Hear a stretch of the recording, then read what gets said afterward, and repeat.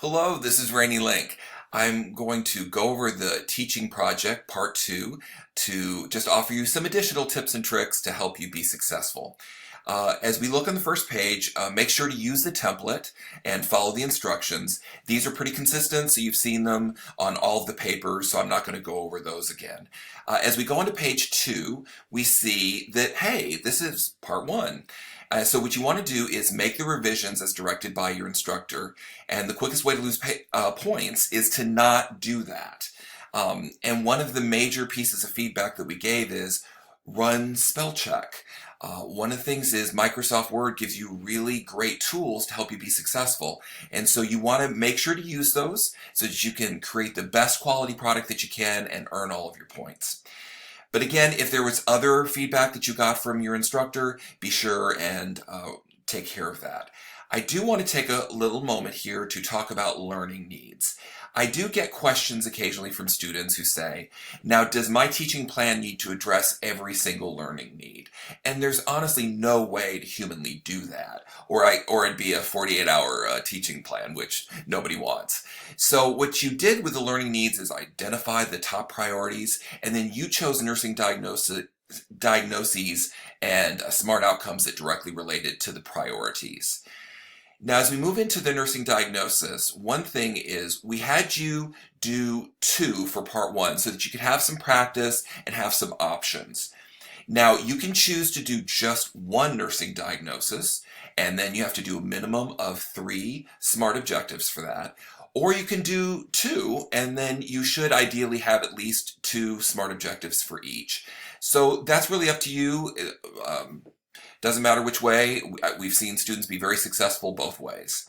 Planning an optimal learning environment.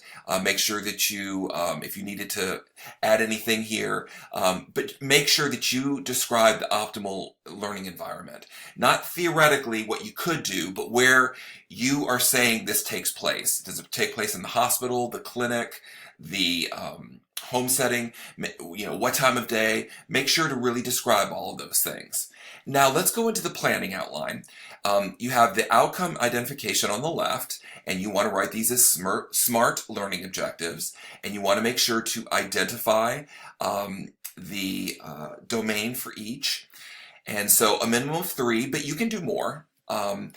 Then we have, what you're going to do is you're going to write your SMART learning objectives in that left column. Now, if we look all the way over to the right, the evaluation of the outcomes, I want you to write, like you're documenting in the chart, about did the patient meet those outcomes.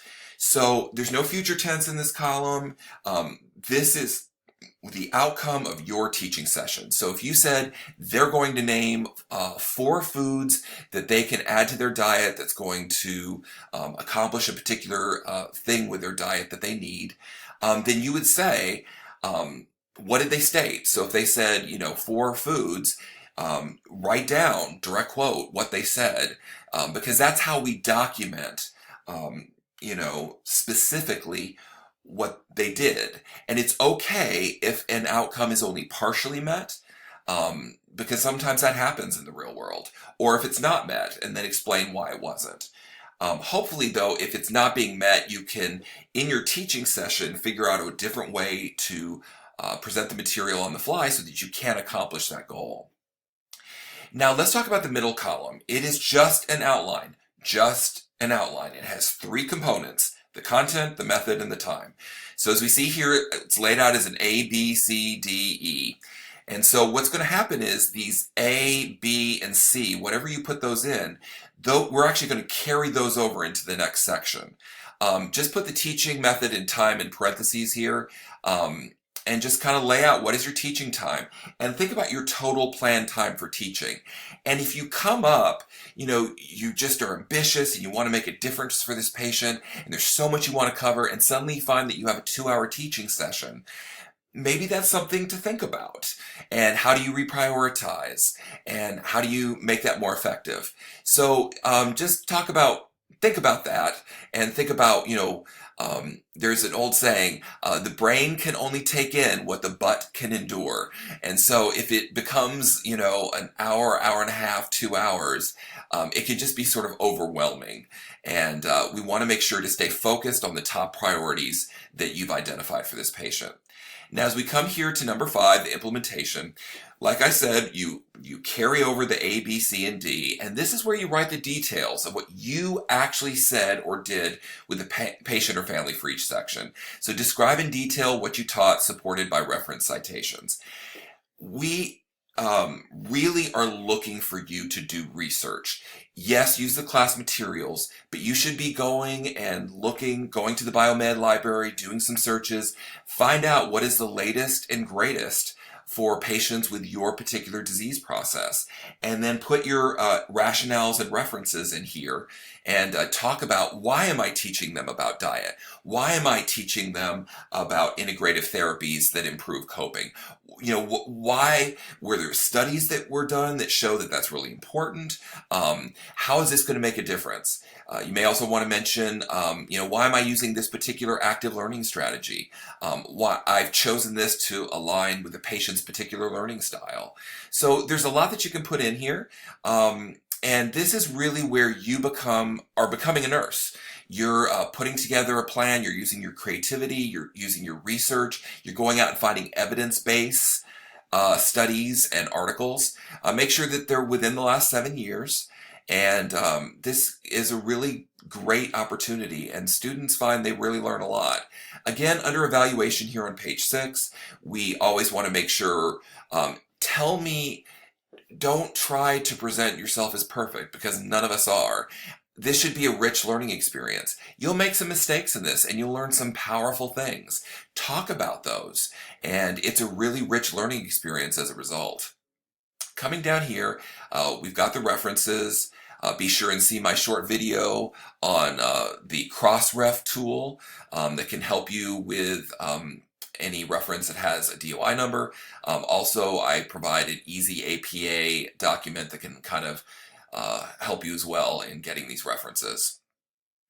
So on number 8, Appendix Learner Evaluation of Teaching. There's no one right way to do this, and we find that students go out and look, see what other tools are out there, and then you think about, what is it you want to learn about your teaching methods? How are you going to evaluate how you did, and also what the patient got out of it? So we find that students do many different variations of this, but it's a rich learning experience as students think through, what do I want to learn? You should do a combination of open-ended and closed-ended questions.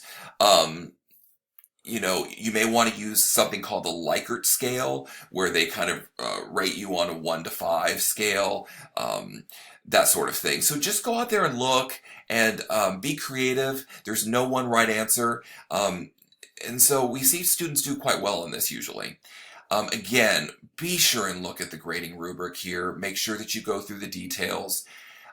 We've put all of this in here to really help you be successful. And students are really doing very well by following this. So I always say, look at this before, look at this during, and then after you're completely finished with it, use this to grade your own paper. And also what's helpful is to have someone else. Maybe you can have another peer look over your paper, you look over theirs and give feedback. I find a lot of times that kind of feedback between students can actually raise students' scores by a letter grade. I've seen it done, so it's pretty impressive. So I just really want to encourage you. This is a great time to pull together all that you're learning in the nursing class and to create something really powerful. You're going to have some bumps, but you're also going to have some really huge successes. And that's a powerful experience. And I consistently hear back from students that this project is a lot of work, but boy, they got a lot out of it. And this is the time that you're really becoming a nurse. One last thing that I would mention going back here is, I encourage you to use multimedia. So you may go out and find like a really great video at the Mayo Clinic or somewhere like that that you think is really fantastic. Please put the hyperlink here because as instructors, we'll actually look at the video ourselves. If you use a handout, you can attach it as an appendix or an extra file, but we actually look at the materials that you teach. So really have fun with this, and it's a great learning experience, and we look forward to reading your papers. Thanks so much.